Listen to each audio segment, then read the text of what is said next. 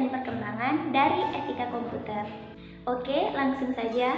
Pada era 1940 sampai 1950-an, munculnya etika komputer sebagai sebuah bidang studi dimulai dari pekerjaan profesor yang bernama Norbert Wiener. Nah, tantangan universal dari perusahaan tersebut menyebabkan Wiener dan beberapa rekan kerjanya harus memperhatikan sisi lain dari sebuah perkembangan teknologi, yaitu etika komputer. Pada tahun 1950, Wiener ini menerbitkan sebuah buku monumental yang berjudul The Human of Use By. Nah, bagian pokok dari pembahasan buku tersebut yaitu yang pertama, tujuan hidup manusia. Yang kedua, 4 prinsip-prinsip hukum, diskusi tentang masalah pokok-pokok dalam etika komputer. Dan yang terakhir, contoh kunci tentang etika komputer itu sendiri. Nah, dasar-dasar etika yang diberikan oleh Wiener ini berada jauh di depan waktunya dan hampir diabaikan oleh beberapa dekade selanjutnya. Untuk era selanjutnya, pada tahun 1960-an, Don Parker dari Sri International Park melakukan berbagai riset untuk menguji penggunaan komputer yang tidak sah dan tidak sesuai dengan profesionalisme dalam komputer. Dalam perkembangannya, ia menerbitkan Rules of Ethics in Information Processing atau peraturan tentang dalam pengolahan sebuah informasi. Parker juga dikenal sebagai pelopor kode etik profesi bagi profesional di bidang komputer yang ditandai dengan usahanya pada tahun 1960 ketika ditunjuk untuk memimpin perkembangan kode etik profesional yang pertama dilakukan untuk Association Computing atau ACM. Selanjutnya, pada era 1970-an, era ini dimulai sepanjang tahun 1960 oleh Joseph Winebaum, ilmuwan komputer di Boston. Nah, Joseph ini dikejutkan oleh reaksi dari penemuan sederhananya itu, di mana beberapa dokter jiwa melihatnya sebagai bukti bahwa komputer akan segera melakukan automatisasi psikoterapi.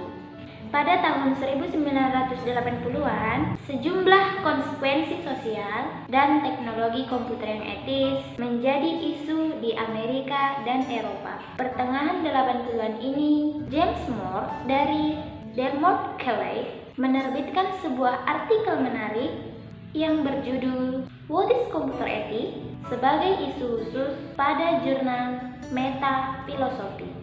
Nah, pada era 1990-an hingga sekarang, berkat jasa dari pemikiran yang brilian para ilmuwan di bidang etika komputer, dimulai dari Wiener, Parker, Johnson, sampai Rogerson, akhirnya etika komputer menjadi salah satu bidang ilmu utama pada banyak riset dan juga perguruan tinggi yang akan terus berkembang mengikuti perkembangan komputer itu sendiri. Nah, di Indonesia juga tidak bisa lepas dari perkembangan teknologi itu, sehingga tidak mau ketinggalan dalam hal mengembangkan etika di bidang tersebut. Selanjutnya, ada beberapa pandangan dalam cakupan etika komputer. Istilah etika komputer pada pertengahan 1970-an, Walter Miner menggambarkan bidang tersebut merupakan bidang ilmu yang menguji permasalahan etis yang menjengkelkan yang diciptakan oleh teknologi komputer itu sendiri. Deborah Johnson dalam bukunya sendiri atau dalam buku Computer Ethics menggambarkan bahwa studi ini merupakan tentang cara yang ditempuh oleh komputer yang memiliki standar baru. Menurut Moore, revolusi komputer sedang terjadi dalam 2 langkah, yakni pengenalan teknologi dan penyebaran teknologi. Oke, selanjutnya kita akan membahas tentang isu pokok etika komputer. Yang pertama, ada kejahatan komputer, yang mana menurut Andy Hamzah, Kejahatan komputer dapat diartikan sebagai kejahatan yang ditimbulkan karena menggunakan komputer secara ilegal. Yang kedua, ada cyber ethics, yang mana perkembangan internet memunculkan sebuah peluang baru untuk membangun dan juga memperbaiki pendidikan, bisnis, layanan publik, layanan pemerintah, dan juga demokrasi. Yang ketiga, ada e-commerce, yang mana hal tersebut dapat menimbulkan beberapa isu yang menyangkut aspek hukum perdagangan. Dalam penggunaan sistem yang terbentuk secara online networking manajemen tersebut. Selanjutnya, ada pelanggaran hak atas kekayaan intelektual atau yang biasa disebut dengan haki.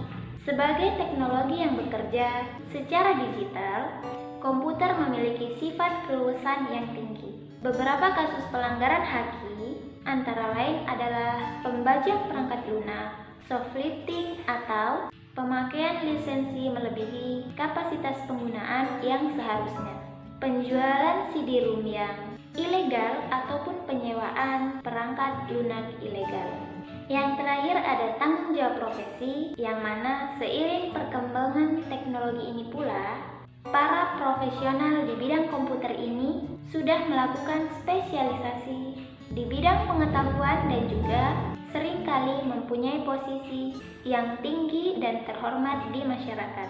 Di Indonesia, organisasi profesi di bidang ini didirikan sejak tahun 1974 yang bernama IPKIN atau Ikatan Profesi Komputer dan Informatika. Juga sudah menetapkan kode etik yang sudah disesuaikan dengan kondisi perkembangan pemakaian teknologi komputer di Indonesia itu sendiri. Baik, itu tadi merupakan teori-teori yang dapat saya jelaskan mengenai sejarah dan perkembangan dari etika komputer. Mungkin kalian memiliki teori-teori yang lainnya. Kalian bisa komen di bawah ini. Jangan lupa like, komen, dan subscribe untuk dapat melihat video-video baru saya selanjutnya. Sekian dari saya. Assalamualaikum warahmatullahi wabarakatuh. Bye-bye.